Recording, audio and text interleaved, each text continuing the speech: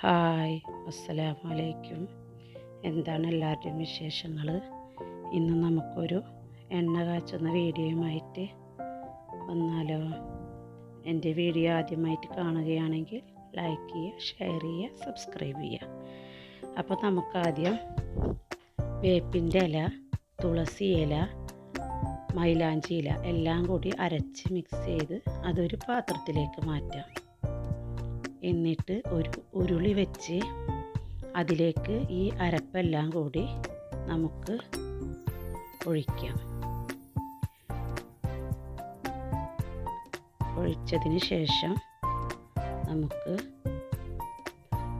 അതിലേക്ക് തന്നെ കുറച്ച് നീലാമരിയുടെ ഇലയുണ്ടായിരുന്നു, അതും കൂടി അതിലേക്ക് ഇട്ടു. ഒപ്പം ചുവന്നുള്ളിയും, പിന്നെ നമ്മുടെ മുറ്റത്ത് തന്നെ ഉണ്ടായിരുന്നു ചെമ്പരത്തി. അപ്പോൾ അതിൻ്റെ ഇലയും അതൊന്നും അരച്ചില്ല കേട്ടോ, അതെല്ലാം അതിലേക്ക് അങ്ങനെ ഇട്ടു. പിന്നെ കറ്റാർ വാഴയുടെ കുറച്ച് അരപ്പും കൂടി ഉണ്ടായിരുന്നു, അതും കൂടി ഇട്ട കാരണം കൊണ്ട് ഒരു 2 മണിക്കൂർ നേരം വെളിച്ചെണ്ണ ഒഴിച്ചിട്ട് അത് മുരിയാനുള്ള സമയമെടുത്തു. 1.5 ലിറ്ററാണ് നമ്മൾ വെളിച്ചെണ്ണ അതിലേക്ക് ഒഴിച്ചിരിക്കുന്നത്.